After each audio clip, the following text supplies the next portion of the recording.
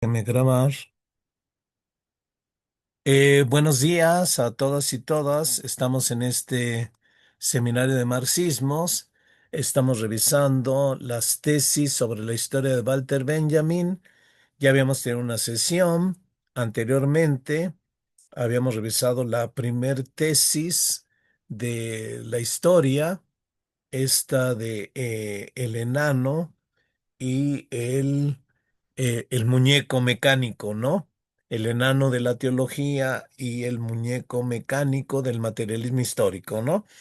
Nuestra interpretación que habíamos hecho a esa tesis de, que plantea Walter Benjamin con esa imagen desconcertante de el muñeco, era esta, ¿no? En esa historia, este muñeco mecánico gana por el enano escondido que sabe ajedrez. En relación al materialismo histórico, este gana, pero el que gane el materialismo histórico, el que gane el marxismo, significa que se logra una sociedad sin clases, que el comunismo se instituye en el mundo, pero gana por la teología escondida. Pero ¿en qué ayuda la teología a que se pueda llegar a una sociedad sin clases, a una sociedad comunista? Por el impulso mesiánico, por el deseo utópico, por la fuerza espiritual.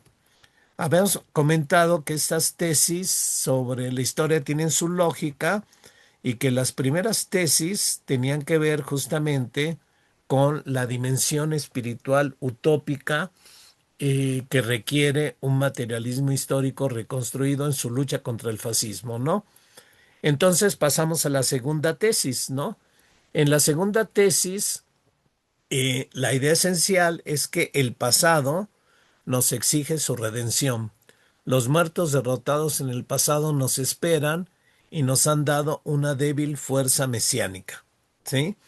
Eh, o para leer, digamos, la parte importante de esta tesis, diríamos, en otras palabras, está escribiendo Walter Benjamin, la imagen de la felicidad es inseparable de la imagen de la liberación.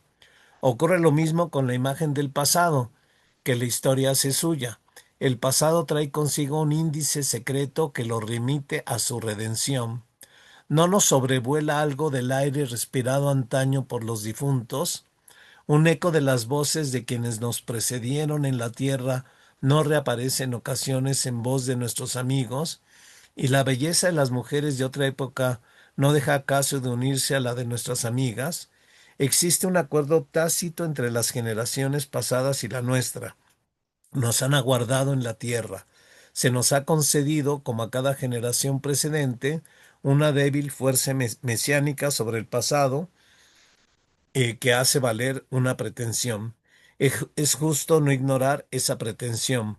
Cualquiera que profese el materialismo histórico sabe algo de ello. Es extraña esta tesis, ¿no? Interpretación. Las imágenes de la felicidad, las imágenes de la felicidad son históricas.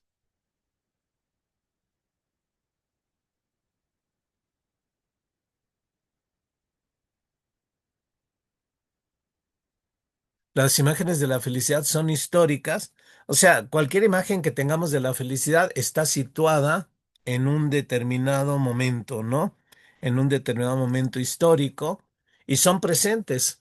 Pero, dice Walter Benjamin, estas imágenes de felicidad son inseparables del pasado y del futuro. Nos remiten a los hombres y mujeres que hubiéramos podido conocer, a los muertos que nos precedieron y que no fueron felices.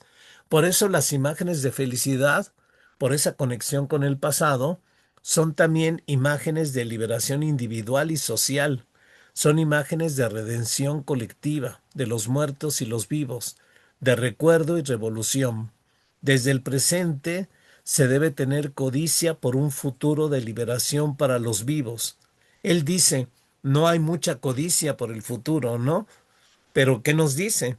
Que debiéramos de tener codicia por un futuro de liberación para los vivos, que va a ser un futuro de felicidad, pero también de redención histórica a las víctimas muertas del pasado. Aquí está entonces la teología y el materialismo histórico, ¿no? La teología, hacer una rememoración subjetiva de las injusticias, recordar a los vencidos, pero recordarlos realizando la utopía liberadora, que implica la reparación de su sufrimiento y el cumplimiento de los objetivos liberadores de esas víctimas, ¿no? O sea, implica su redención. Redención, pero de modo secular, como emancipación de los oprimidos. Por eso cada generación tiene un poder mesiánico. En cada generación tenemos la posibilidad de la liberación y de la redención, digamos, con la terminología teológica, ¿no? Pero esto supone una fusión con el materialismo histórico. Entonces, sí, se trata de una redención, pero sin un Mesías divino. En todo caso, un Mesías colectivo, humano, emancipador, redentor y autorredentor. Y no tanto un poder mesiánico del pasado, sino del presente activo. Traer el pasado que clama justicia al presente para realizar la justicia en el tiempo ahora, digamos. Eh, pero de todos modos, esta tesis nos está planteando cosas extrañas dentro del discurso marxista, ¿no? Dentro del discurso del materialismo histórico, ¿no? Hablar de felicidad en el marxismo, eso suena muy raro, ¿no? Pero sí, diría Walter Benjamin, reivindicar un materialismo histórico ligado a imágenes de felicidad personal, social, histórica, para todos y todas, ¿no? Esto es lo que quiere el materialismo histórico, esto es lo que quiere la política revolucionaria, ¿no? Eh, digamos, y esto solo es posible en una sociedad libre y justa. Por eso las imágenes de felicidad van junto con imágenes de liberación. Y estas imágenes de felicidad y de liberación nos remiten al pasado, a los oprimidos muertos que no fueron ni felices ni libres, que nos reclaman su redención, que nos reclaman de alguna manera que su vida haya tenido sentido. La lucha por la felicidad y la liberación debe ser presente y de los vivos. Esta es la dimensión utópica mesiánica que debe mantener el materialismo histórico, ¿no? Queremos felicidad, queremos libertad, ¿sí? En el presente, hoy, para los que estamos vivos. Pero también se lucha por el pasado, por el recuerdo de los muertos, por esos muertos que reclaman justicia, por la redención de esos muertos. Y esa redención significa terminar con las injusticias que impiden ser felices y libres, ¿no? Dar sentido histórico a esas muertes. En ese sentido, el proyecto revolucionario socialista significa felicidad, libertad, paz, justicia. Y esto hay que decirlo contra la retórica fascista que tacha al socialismo de esclavitud estatal, de destrucción, de violencia. Nos quieren quitar la libertad, nos quieren oprimir, ¿no? No, todo lo contrario, ¿no? O sea, un proyecto revolucionario socialista significa felicidad, libertad, paz, justicia para el presente, pero nuestra riqueza de nuestro proyecto, diría Walter Benjamin, no solo la quiere para el presente, ¿no? La quiere para el pasado. Quiere dar sentido a toda la historia. Quiere recordar a esas víctimas de la historia y quiere crear un mundo mejor que salva al presente, que está al borde del colapso, ¿no? Pero que también salva al pasado, porque le da sentido a nuestra historia, ¿no? Entonces, esta es la fuerza, digamos, espiritual que quiere que el materialismo histórico recupere en esta lucha contra el fascismo, ¿no? Y debiera de quedar claro que el fascismo está luchando en esta dimensión, ¿no? El fascismo está volviendo al marxismo, a toda tendencia socialista, toda tendencia de liberación en este mundo igualitario y con justicia, la está volviendo una caricatura para sus fines, ¿no? Entonces, dar la lucha en ese plano. En ese plano tenemos que ganar también a esas masas que luego se inclinan hacia la retórica fascista. También tenemos que tener nuestro propio discurso con nuestra propia fuerza, ¿no? Pero aquí hay algo muy interesante que va a desarrollar en sus últimas tesis Walter Benjamin, ¿no? Hay otra manera de pensar la temporalidad, ¿no? Hay una temporalidad donde el pasado está en juego en el presente. Los muertos están vivos y nos esperan para que cumplamos su tarea de liberación y redención. El pasado es actual, está en el presente está cargado de pasado, ¿no? Está cargado de pasado porque son esos muertos, esas víctimas que no quieren ser borradas en el relato de los vencedores, ¿no? Horkheimer lo va a discutir cuando conoce esta tesis, ¿no? Él va a decir, bueno, muy bien, digamos que en la conciencia humana la injusticia será abolida y superada, ¿no? Digamos, si se realiza el comunismo, ¿no? Eh, esa injusticia del pasado ya fue abolida y superada, ¿no? Pero esa injusticia del pasado está consumada y cerrada. Los muertos están muertos, va a decir Horkheimer, ¿no? Dialogando con Walter Benjamin, ¿no? Pero para Walter Benjamin, recordar a los muertos puede desclausurar el sufrimiento aparentemente definitivo de las víctimas, ¿no? Por eso insiste, los muertos están vivos y nos esperan para su redención. Pero es que su redención no solo va a ser un acto de recuerdo, ¿no? La redención va a ser una irrupción revolucionaria, ¿no? O sea, este recuerdo de las víctimas del pasado nos debe de alimentar para cambiar el presente y para que ya no haya más víctimas en el futuro. Esta es la fuerza mesiánica de la que habla Walter Benjamin, ¿no? Por eso a diferencia de Bloch, por ejemplo, no apunta tanto al futuro utópico que podemos alcanzar luchando desde el presente, sino apunta hacia ese pasado, ¿no? Hacia esos muertos que nos reclaman que haya justicia, ¿no? Entonces, ya Walter Benjamin está distorsionando el tiempo, ¿no? ¿Habrá un ejemplo de hacer historia así? Me preguntaba yo. Y sí, hay un ejemplo. A ver si lo logramos ver, que es este libro maravilloso de Luis Villoro, El proceso ideológico de la revolución de independencia.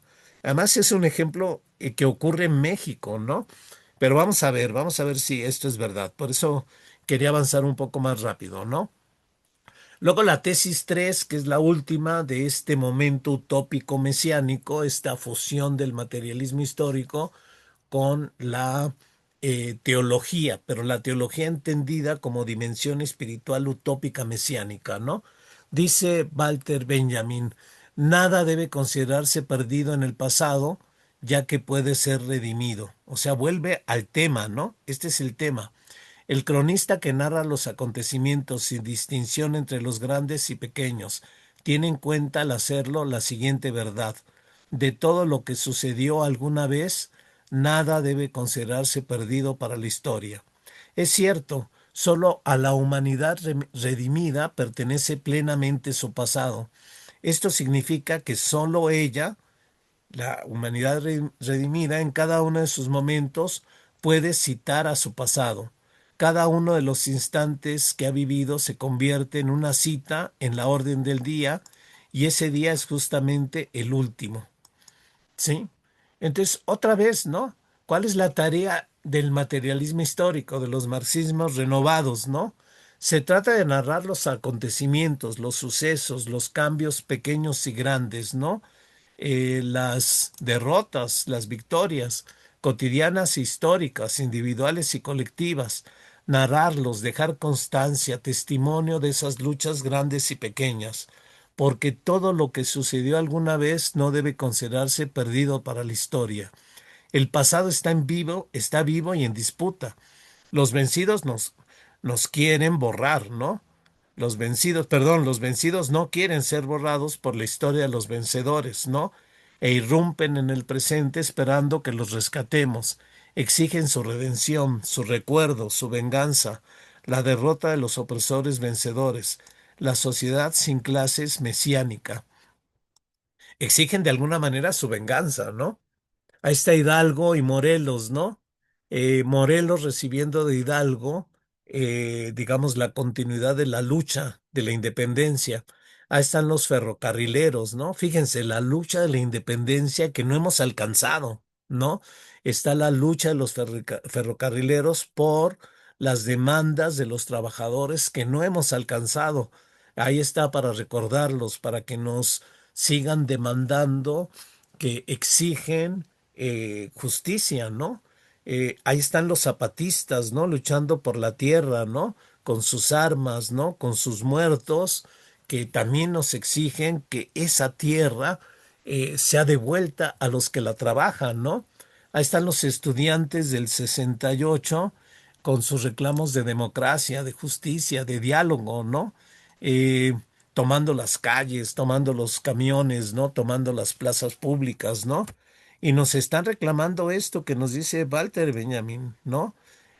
Nos están reclamando que los recordemos, pero que los recordemos como reclamo de justicia, ¿no? Solo a la humanidad redimida pertenece plenamente su pasado, ¿no? Los muertos vivos, una vez redimidos, una vez que alcancemos una sociedad sin clase, una vez que exista justicia, igualdad, paz en este mundo, esos muertos estarán en el pasado, solo recordados, ¿no? Porque ya no tendrán por qué irrumpir en el presente exigiendo su venganza. Entonces la interpretación que le hacemos a Walter Benjamin es más compleja que la de Horkheimer, ¿no? Horkheimer dice, ya están muertos, ¿no? Bueno, estarán muertos y serán recordados solo si alcanzamos esa sociedad sin clases, ¿no? Mientras tanto, están vivos y nos reclaman, ¿no? Nada se pierde en la historia y ella en cada momento puede citar a su pasado, a los vencidos, a los muertos, que claman su redención, que se les haga justicia, ¿no? Cada momento histórico se convierte en una cita en la orden del día, la de hacer justicia. Y ese día es justamente el último, el de la redención. Entonces, esto es la fuerza que nos está planteando Walter Benjamin en esta dimensión utópica mesiánica, ¿no? El mesianismo entonces es algo más fuerte. Lowy, que viene de esta tradición y que conoce muy bien, ha estudiado, tiene un libro maravilloso, Utopía y Redención, que estudia toda esta conjunción de redención y utopía en toda esta cultura europea judía. Dice, el pasado espera de nosotros su redención y solo una humanidad salvada puede asumir íntegramente su pasado. Historiar todos los acontecimientos grandes y pequeños porque nada debe de considerarse perdido. Ello remite, dice Lowy, remite a la apocatástasis, a la redención de todas las almas sin excepción, al retorno reconciliado. Estas ya son categorías teológicas, pero que han sido historizadas, que han sido secularizadas por el propio Walter Benjamin, ¿no? Ello remite, dice Lowy, al tikkun judío, al retorno de todo al estado primigenio, a la humanidad restituida, salvada, restablecida, ¿no? Pero esta restitución del pasado es al mismo tiempo un nuevo tiempo y en ese sentido un tiempo utópico de reconciliación, ¿no? Dice Lowy, la cuestión es, en cambio, enriquecer la cultura revolucionaria con todos los aspectos del pasado, portadores de esperanza utópica. El marxismo no tiene sentido si no es también heredero y albacea de varios siglos de luchas y sueños emancipatorios. Eso somos, en eso nos tenemos que volver, ¿no? Avisadores de incendio, pero también albacea de los varios siglos de luchas y sueños emancipatorios, ¿no? Por eso aquí nos acompañan Hidalgo, Morelos, los zapatistas, los estudiantes, los ferrocarrileros, ¿no? Pero diría Ben Said, ¿no? Muy bien, ese pasado es portador de utopías, pero debe de volverse pasión mesiánica, ¿no?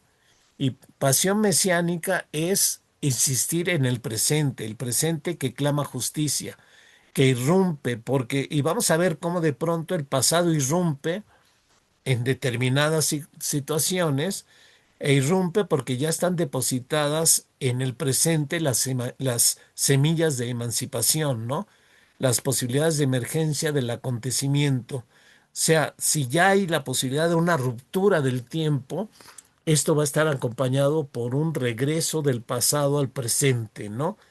Por eso el mesianismo se coloca siempre en el presente, ¿no? Entre lo posible y lo imposible, ¿no? En este activismo político que al mismo tiempo es acción profética y política, ¿no? Que alimenta las resistencias, los rechazos, las rebeldías, las apuestas por el futuro. Porque la pasión mesiánica actúa en el presente, en determinadas coyunturas políticas donde claramente el activismo político apuesta, profetiza la emancipación, el posible triunfo de la humanidad en nuestros tiempos, ¿no? Y si no tenemos esta pasión mesiánica, a lo mejor nos quedamos esperando, esperando, siempre esperando, esperando un futuro que nunca va a llegar, ¿no? Entonces, esta pasión mesiánica alimenta el optimismo de la voluntad, ¿no? Que por otro lado ya tenemos el pesimismo del pensamiento, pero esta idea gramsciana de articular el pesimismo del pensamiento con el optimismo de la voluntad, y el optimismo de la voluntad viene de la pasión mesiánica, ¿no? Pero veamos el ejemplo, ¿no? Este ejemplo que les anunciaba, ¿no? Este libro maravilloso de Luis Villoro, que él le llamó el proceso de la revolución de independencia. Fue su primer título. Luego lo corrigió porque dijo, no, no es que yo no estudié todo el proceso de la independencia. En realidad yo solo me refiero al proceso ideológico de la revolución de la independencia. Pero cuando va a las ideas de la revolución de la independencia, ve las ideas en términos de temporalidad. En realidad hay una lucha por temporalidades, ¿no? Los criollos, por ejemplo, que están luchando por la independencia, pero en realidad no están luchando por la independencia, están aprovechando esta crisis de España invadida por Francia, secuestrados los reyes, el intento de imponer un nuevo rey francés. Están pensando los criollos cómo negociar con España privilegios que los españoles les han negado, ¿no? Entonces, paradójicamente, sí están aprovechando esta crisis de España, pero defendiendo la corona del rey de España, de Fernando, ¿sí? Eh, entonces ellos están mirando el futuro, pero desde un pasado de privilegios, ¿no? Va a decir Villoro, ¿no? Pero hay unos criollos que no. Hay unos criollos que empiezan a romper el tiempo, que empiezan a hacer todo esto que hace Walter Benjamin, ¿no? Pero vamos a ver cómo lo plantea Villoro. Entonces es un libro que gira alrededor de la revolución de la independencia, pero vista desde la cuestión de la temporalidad, ¿no? Entonces tenemos este alzamiento popular de 15 de septiembre de 1810, donde los criollos, después de intentar reformar o pactar la independencia, pasan a la acción revolucionaria, ¿no? Porque ha sido descubierta la conspiración de los independentistas y de pronto no tienen otra que eh, lanzar el proceso de la acción revolucionaria, ¿no? Dice Villoro, la revolución de la independencia es el intento de saltar el tiempo, saltar a la libertad, ¿no? La revolución como el instante en el que se toma la decisión de romper los tiempos. Así lo dice Villoro, y no había leído a Walter Benjamin, ¿no? Con el desafío, la revolución abandona el terreno de las conjeturas ideales. Eh, para abrirse en el campo de las posibilidades reales que ofrecen al criollo. Ahí está Bloch, ¿se acuerdan? El campo de posibles reales, ¿no? Estamos pensando la independencia, la revolución de la independencia, no hay otra, tenemos que luchar contra los españoles, ¿no? Estamos viendo qué campos de posibilidades se ofrecen.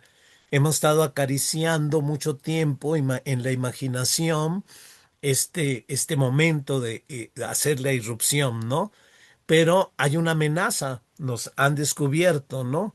Entonces ya no se trata de la posibilidad abstracta que hemos pensado de hacer la lucha contra los españoles por la independencia, sino de pasar a la acción, ¿sí? De romper los tiempos. Entonces lo cuenta muy bien Villoro, porque dice Villoro, están en casa del párroco de Dolores, los conspiradores discuten, ¿no? Y de pronto Hidalgo se aleja de la discusión. Ahí están Allende y todos ellos, ¿qué hacemos? De hecho, están pensando en huir, ¿no? Vamos a huir, ¿no? Ya nos han descubierto, mañana nos capturan, nos van a matar, nos van a fusilar, ¿no? Pero Hidalgo se sale de esta discusión y pasea reflexionando, ¿no? De pronto ha tomado la decisión, ¿no? Hidalgo regresa y sin dar razones, creo que da un manotazo a la mesa, ¿no?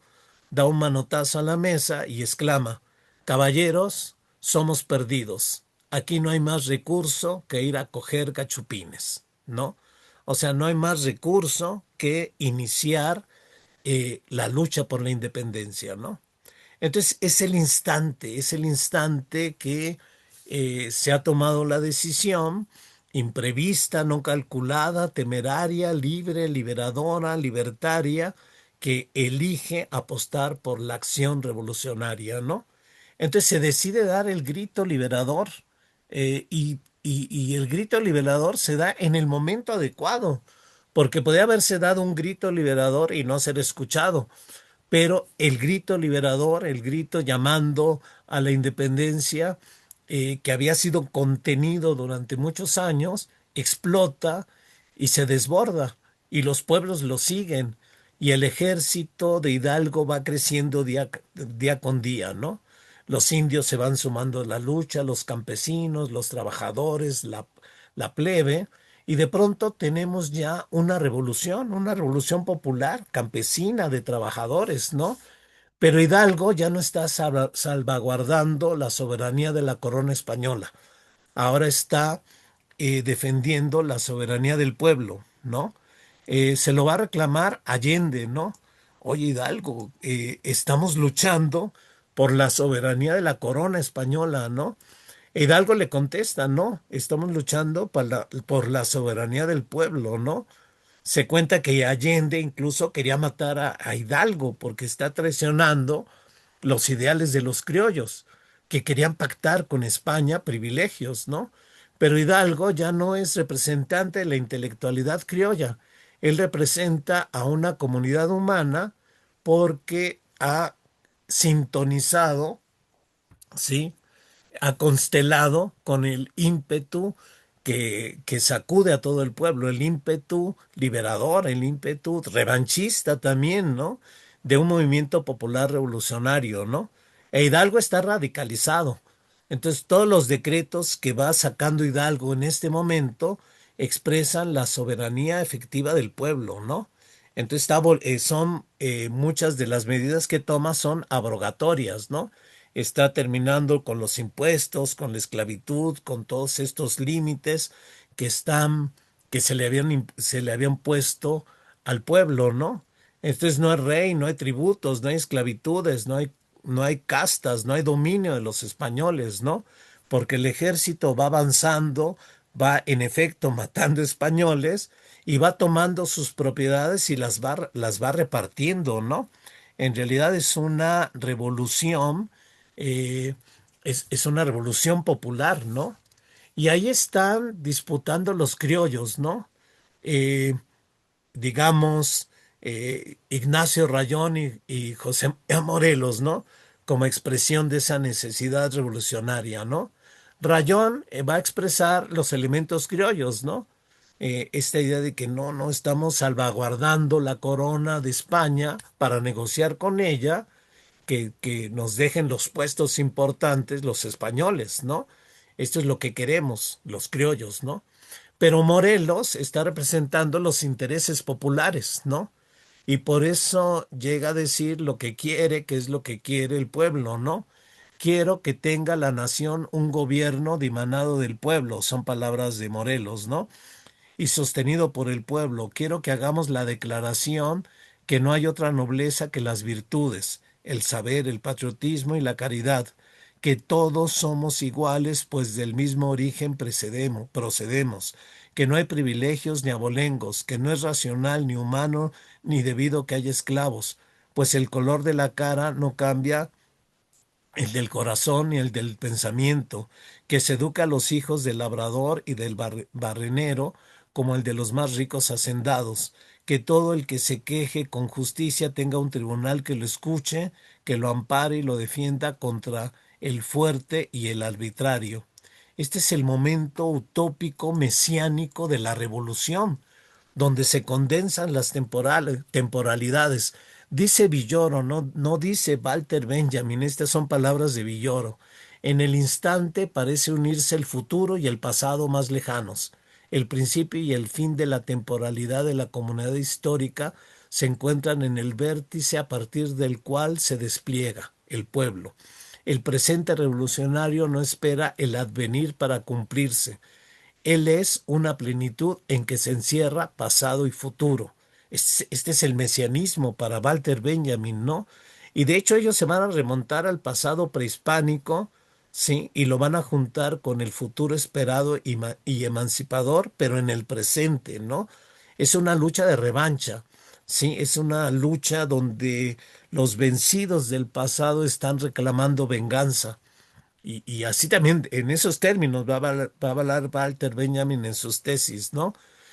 Contra los gachupines, por la independencia de lo que de lo que en el pasado fue sometido. Pero también es una guerra por un nuevo orden que lleva la guadalupana como bandera, una guerra santa por el advenimiento del reino de Dios. Pero el reino de Dios no en el cielo, el reino de Dios en la tierra, ¿no?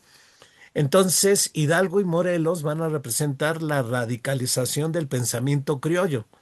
La inicial lucha por la independencia es una revolución popular en la que irrumpen las masas tratando de intervenir en el devenir histórico. Es una revolución campesina con apoyo de otras clases, ¿no? Porque los campesinos son los que han hecho la historia en México, ¿sí? Dirigida por criollos que buscan la independencia de España. Estos, Hidalgo, Morelos, ¿no? Morelos va a decir, acabemos con la farsa, ¿no? Lo que queremos es la independencia real, ¿no? No la negociación con España. Estos ideólogos criollos son letrados del clero, abogados, miembros del ayuntamiento, que se radicalizan en el propio proceso revolucionario. Pasan de la lucha por el interés particular criollo, los privilegios de los criollos, a la lucha por el interés popular, ¿no? Acabar con la esclavitud, un mundo de igualdad. Pasan de salvaguardar las viejas leyes castellanas con reuniones de cabildos que gobiernan hasta que el rey pueda hacerlo, que es el primer momento de este proceso revolucionario, hasta el desconocimiento del rey, ¿no? Pasan de defender la soberanía del rey, como lo hacen Allende y Aldama, ¿sí? A luchar por la soberanía popular, por la soberanía del pueblo, como Hidalgo y Morelos, ¿no? Pasan de sostener que la soberanía radica en la nación como instituciones dadas, ayuntamientos, a defender la soberanía popular, la voluntad y derechos de campesinos e indios, ¿no? Al estar en contacto con el pueblo en el proceso de una revolución popular, el pensamiento de Hidalgo y Morelos, todo esto lo dice Villoro, ¿no? Se radicaliza, defendiendo un igualitarismo social y una profunda reforma agraria, tomar y repartir tierras y riquezas. Es lo que están haciendo, por cierto, ¿no? Mientras avanza ese ejército de indios, de campesinos, de trabajadores, donde están matando españoles, también están tomando sus propiedades y las están repartiendo, ¿no? Entonces, porque esa es la solución a las demandas populares, ¿no? Terminar con la esclavitud, las castas, los tributos, devolver la tierra a las comunidades indígenas, ¿no? Por eso es un pensamiento, dice Villoro, que va más allá del nacionalismo criollo, del justnaturalismo, del pensamiento ilustrado español o francés, del liberalismo pasado o actual. Es un nuevo pensamiento, en realidad, ¿no? Es un pensamiento que expresa la utopía, el mesianismo que trasciende el horizonte mental de esa época, ¿no? No hay ningún pensamiento que lo exprese, ¿no? Por ahí va a decir algún socialista del siglo XIX, Hidalgo fue el primer socialista, ¿no? Porque va más allá de todos esos pensamientos. Por ahí los revisa Villoro con mucho rigor, porque este pensamiento es un pensamiento vigente, actual, ¿no? Es el pensamiento que está pensando un México igualitario, sin explotación ni opresiones, ¿no? Y por eso Hidalgo va suprimiendo esclavitud, castas, restituyendo tierras, eliminando tributos, ¿no? Eh, y en efecto está distribuyendo lo que se está expropiando.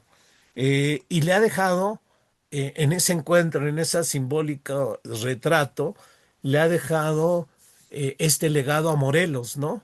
Porque cuando a él lo matan, el que sigue la lucha es Morelos, ¿no? Y sigue la lucha en esta línea radical, ¿sí? Él va devolviendo el trabajo y la tierra a las clases populares, va pretendiendo acabar con la explotación, instituir la igualdad, no solo declarar que haya igualdad, sino instituirla, ¿no? En los sentimientos de la nación, él va a expresar un humanitarismo igualitario y cristiano, igualdad de modo que no exista ni indigencia ni opulencia, ¿no? Fíjense cómo está reinterpretando el cristianismo, ¿no? Sostiene que todos somos iguales y solo distingue a un americano de otro el vicio o la virtud. Todavía no había mexicanos porque todavía no se le había dado un nombre a esta república que están haciendo, ¿no?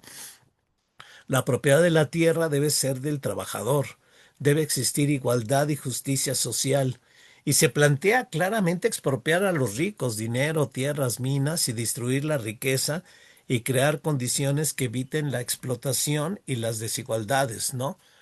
Se trata de que el hombre sea hermano del hombre, ¿no?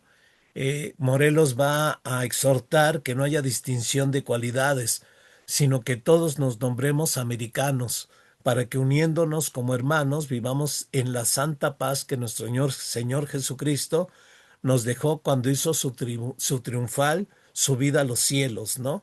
Fíjense qué interpretación de Cristo. O sea, Cristo nos dejó como tarea hacer este mundo de paz, de reconciliación, de comunidad, ¿no? Alguna vez leía a Zizek, marxista, psicoanalista, lacaniano, interpretando exactamente así, seguro sin haber leído a Morelos, que esa es la tarea que nos dejó Jesús, ¿no? Dice Zizek, en el momento de la crucifixión, muere Dios Padre cuando Dios Hijo le reclama, ¿qué has hecho de mí? Muere Dios Hijo y dice Zizek, y solo queda el Espíritu Santo, que es el Espíritu cristiano, para que nos unamos como hermanos y vivamos en paz, ¿no? Dice Zizek, pero dice mucho antes Morelos, ¿no? Toda esta potencia que tiene este discurso, ¿no? Entonces, es un radicalismo que se expresa en la revolución de independencia, ¿no? Y ellos, Hidalgo, Morelos y algunos de ellos, vuelven a cuestionar la colonización y la propia conquista, ¿no? La colonización y la conquista como dependencia por 300 años, como la situación más humillante y vergonzosa que se ha abusado del caudal de los mexicanos con mayor injusticia, ¿no? El mundo colonial como la absoluta opresión. Lo digo porque ayer veía a esta ultraderecha pidiendo que interviniera Estados Unidos para quitar este gobierno, ¿no? Están desconectados de este espíritu de Morelos, ¿no? Valoran el pasado indígena también, por supuesto, ¿no? En ese discurso que debía de pronunciar en el Congreso de Chilpancingo, probablemente escrito por Bustamante, pero eran las ideas también de Morelos, se dice en alguna parte, genios de Moctezuma, Cacama, Cuauhtémoc, Xicoténcatl, Calzónzin, celebrada en torno de esta augusta asamblea, el Congreso de Chilpancingo, que no se logró hacer, como celebrabais el mitote en el que fuisteis acometidos por la pérfida espada de Alvarado, el fausto momento, el del Congreso de Chilpancingo de la Independencia, el fausto momento en que vuestros ilustres hijos se han congregado para vengar vuestros ultrajes y desafueros. O sea, vean a Morelos conectarse con el pasado, constelar con las víctimas del pasado, ¿no? Ahí está Walter Benjamin, ¿no? Y este reclamo de venganza que tienen las víctimas del pasado, claramente, ¿no? Todavía más, ¿no? Si faltara algo más, todavía más, ¿no? A ver, déjeme ver, porque ese también está muy bueno. Ellos también apelan a la religión, ¿sí? Pero cuestionan al alto clero. ¿Sí? Y están hablando de otra, sí, van a dejar a la religión católica como religión de México, pero en realidad están pensando en otra religión, ¿no? Muchos de estos criollos están pensando en el sueño de Fray Bartolomé de las Casas, ¿no? Fundar en América una nueva iglesia, depurada de la corrupción terrena, resucitar en ellos los días primeros del cristianismo. Influidos, por cierto, por un francés, Gregory, se plantean una religión popular, pobre, sin privilegios, tolerante y respetuosa de otras creencias, libre de ideologías retrógradas, ¿no? Ahí está apuntada de alguna manera la propia teología de la liberación, ¿no? Porque liberación en México en el siglo XIX sin dialogar con las ideas religiosas de la época, pues era imposible. Por eso la Virgen de Guadalupe es la bandera que encabeza esta revolución contra los españoles y por la liberación. Sin embargo, como sabemos, este momento utópico, mesiánico, eh, fue derrotado, ¿no? Lo que plantearon, que es la cuestión social, la cuestión de la desigualdad social en México, la cuestión de la explotación, de la opresión, de la colonización, volverá en 1910, ¿no? Estamos esperando cuando vuelva esta cuestión que no ha sido solucionada en México, ¿no? eh, Va a ser derrotada porque el nacionalismo criollo, que de alguna manera mantiene Fray Servando Teresa de Mier, no tiene ya una alternativa política a la cuestión social, ¿no? Porque con este planteamiento Hidalgo y Morelos fueron más allá del siglo, ¿no? En efecto, estaban anunciando otra concepción, ¿no? Eh, y sus teóricos no logran capturarla y no logran atreverse a ir más, a ir al lado de Hidalgo y Morelos, ¿no? Y por eso se impone el liberalismo político, ¿no? El liberalismo político que desplaza la cuestión social. Sí, olvidemos de esa cuestión social por la cuestión política, cómo gobernar, ¿no? Entonces a mí me parece esto un ejemplo de Walter Benjamin, ¿no? Tenemos la tarea de recordarla, rememorar el momento utópico mesiánico de una revolución campesina popular de la clase trabajadora que se planteó como tarea solucionar la cuestión social, terminar con la desigualdad, la explotación, la colonización, para crear una nueva sociedad que luego los criollos triunfadores llamaron México. Sí, llamaron México para recordar el pasado indígena, pero para recordar el pasado indígena como imperio, para recordar al imperio mexicano. Entonces se trata de recordarlos, recordar este impulso utópico, mesiánico, conectarlos con ellos, ¿no? Con revivir a nuestros muertos y redimirlos para mantener su utopía y su pasión mesiánica, ¿no? Porque para Walter Benjamin todo está politizado, todo es batalla contra el fascismo, ¿no? En esta fusión alquímica, como dice Logui, de marxismo y mesianismo, se trata de entrar en la disputa espiritual contra el fascismo, de participar en la disputa sobre el pasado para luchar para la lucha del presente, de participar activamente en la disputa por el futuro, por el anhelo de justicia, libertad, paz, sociedad sin clases, con pasión mesiánica, ¿no? Entonces, apenas hemos visto estas primeras tesis, pero con muchos problemas, podemos dejarle aquí. Por lo menos terminé el primer momento de las tesis de, sobre la historia de Walter Benjamin. Y sí, quería plantear esta visión muy rica de Villoro, ¿no? Un libro interesantísimo, riquísimo, el proceso ideológico de la Revolución de la Independencia, que yo creo que nos sigue diciendo muchas cosas para nuestro presente, ¿no?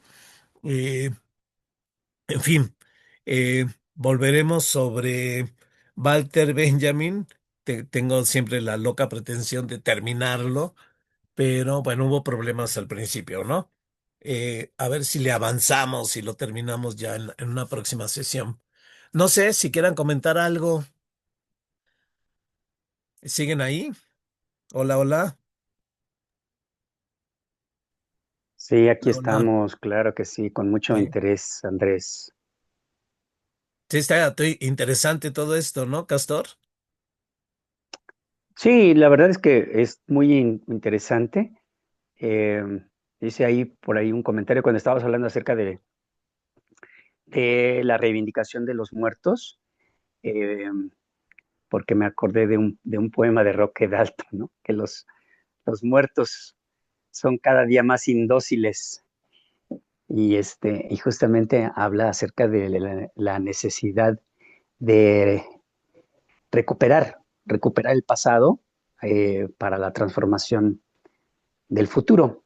Entonces, todo eso me pareció pues significativo a la luz de lo que hablabas acerca de que el pasado no puede ser simplemente como alguien diría un perro muerto, ¿no? Sino como, como algo que en todo caso admite incluso una reinterpretación, porque también la historia es parte del conflicto, es parte de la disputa política ideológica que se hace, ¿no? Siempre, ahora que decías cómo los símbolos se utilizan para las movilizaciones, en efecto se utilizan a modo, ¿no? Y reivindican solamente lo que pues consideran, pero en muchas ocasiones no incorporan el pensamiento y la práctica y lo que planteaban en su momento, tanto ideológicamente como en la dinámica social, ¿no?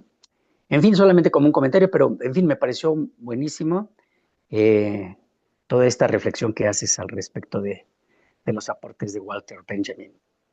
Sí, sí, porque yo sé que tú eres muy sensible a todo esto para enriquecer toda una visión del propio marxismo, ¿no? En contra de visiones luego muy limitadas, muy cerradas, ¿no? Muy frías, como diría Bloch, ¿no? Un marxismo frío. Necesitamos un marxismo cálido, ¿no?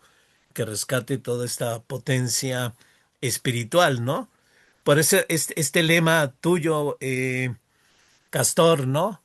Eh, por el amor luchamos, ¿no? ¿Cómo es? Sí, es el lema que tenemos en la Comisión Independiente de Derechos Humanos, que recupera un poco también esta idea pues de las comunidades indígenas zapatistas y de los pueblos originarios, que lo utilizamos como lema, ¿no? Porque amamos, luchamos, Porque ya amamos, luchamos. es parte de nuestras consideraciones. En efecto, como lo señalas, porque no tenemos como principio el odio, la destrucción, la venganza, digamos en el sentido de acabar con el otro, sino aprender de los demás, aprender siempre a escuchar y claro, teniendo una propia aportación, una perspectiva emancipadora y por lo tanto abrevar en todo esto que tú desarrollaste, lo de Villoro, acerca del pensamiento radical y profundo de Hidalgo, de Morelos, porque en ocasiones solamente se reivindica a Morelos, ¿no? Como parte de, digamos, Ujú. la postura más jacobina, más radical de la independencia, de la revolución de independencia, pero también pues abrevar justamente en todo lo que eran el compromiso en la práctica real en el caso de Hidalgo del momento de la ruptura, eso me pareció bonito, ¿no? Es decir, justamente cuando se dice, este es el momento, ¿no? Justamente en este, porque no hay otro, más que se acumulan las contradicciones y es el momento del salto. Es la revolución, es hoy o nunca, ¿no? Y entonces esa imagen de que sale solito y luego le regresa y les dice eso, pues también es como imagen, ¿no? De lo que significa en un determinado momento el crisol de las contradicciones y el momento de la ruptura, ¿no? Bueno, ahí da para mucho, da para Sí, mucho. sí. Gracias. Y está escrito en este libro de Villoro, ¿no? Muy Walter Benjaminiano, diríamos, este libro de Villoro, que sí vale la pena revisitar, ¿no? Bueno, pues como ya tengo todas las tesis y ya no quiero pasar a otro tema, ando pretendiendo irlas revisando y abusivamente, bueno, la próxima semana me voy a la maestría, pero voy a tratar de hacerlo un poco de manera más regular, ¿no? Para terminar a Walter Benjamin, que me parece que todavía nos va a decir más por ahí. Por cierto, Castor, nos va a decir, o voy a decir yo, hagamos ya nuestras antologías de poemas, de cuentos, de novelas, eh, de de estos luchadores, ¿no? Que hay que recordar, que hay que otra vez recircular en las nuevas generaciones, ¿no? Porque hay que pensar que todo esto es herencia a las nuevas generaciones, ¿no? Bueno, pues ya los dejo para que disfrutemos el domingo. Nael, a ver si luego platicamos. Nos vemos, Castor, un abrazo. Eh, Nos vemos, hasta luego, Adiós, camaradas. nos Andrés. vemos, Adiós. adiós, Adiós. Patro, Gracias. saludos. Hasta Bye. luego. Adiós, Andrés.